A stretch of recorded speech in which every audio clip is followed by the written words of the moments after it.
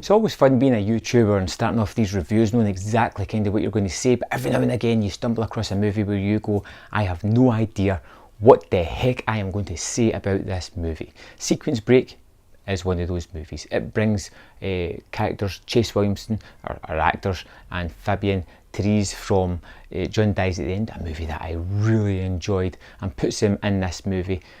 And I kind of liked it because I liked those characters from those movies, and it puts them into this kind of movie where the plot is absolutely bonkers. It's a science fiction romance, kind of, and it's about this guy who fixes old arcade games. And he gets delivered this package when his boss is going to leave town, and this package is a motherboard for one of these games, and he installs it and starts to play it, and it messes with his mind. He starts to see images and it affects him, and he wakes up a couple of days later feeling ill. He meets this girl who was in looking for an arcade game to buy, and they start a romance. She's an avid gamer, he's somebody who resurrects these old games, and together they start a relationship. They're both kind of dreamers, they're both kind of made for each other, and it's a perfect fit. But there is something wrong. There is something wrong with the guy who is starting to have this game interfere with his mind. Life starts to falter and play alternate images in front of him. It's visceral, it's haunting, it's weird, and it's very strange by design. We have this story that is almost inconsequential. It doesn't drive the plot forward anymore, because even when it finishes you're still like, what the heck was that all about? It gives you two basic stories. It gives you this story, the plot, which is all about the game that's infecting him, that is making him physically ill, that he has to deal with, along with this romance, this love. He has a love for games, he has a new love for this woman, this person that's just lit up his life, and he's trying to cope with both of them. And as such, he starts to focus more on this game that's just infecting his soul rather than this new love, and starts to push her away. There is some animosity between these two characters, but there is a sort of connection there that you want to see them come together and deal with this issue. It's very Cronenbergian with some of its scenes. There is gameplay, so to speak, of him playing this arcade game that becomes almost sexual in its, I was going to say subtext, but it's not. It's right there in front of you on the screen.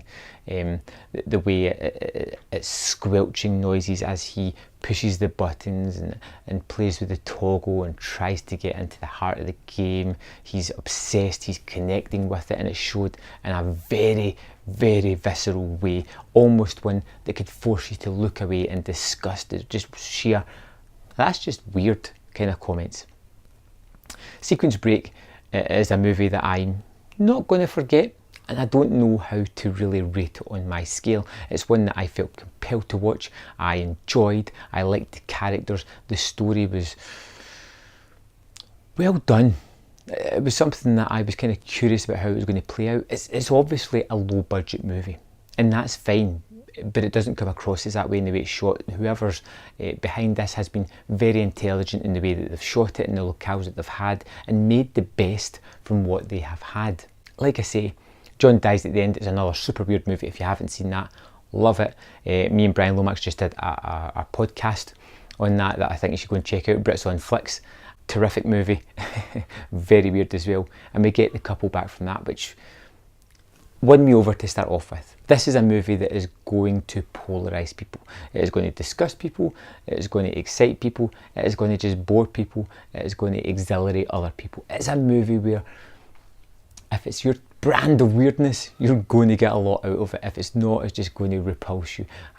I don't know how to sell this movie to you. I don't even know how to kind of wrap this up. I had fun with Sequence Break. It was entertaining, it was grotesque and disgusting at times, but fun with it. There was some horrible imagery inside the game's components and things like that.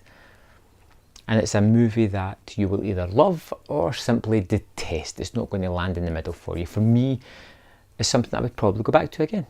I was curious, it was interesting, and I kind of liked it. I would probably give it, if I have to give it a score, and it's a knee-jerk reaction, this one, a 3.5 out of 5. There we have it. Have you seen Sequence Break? If not, maybe I've enticed you to go and check it out, or made you at least curious. I hope so. It's interesting. If you're in the UK, it's on Shudder. You can check it out there.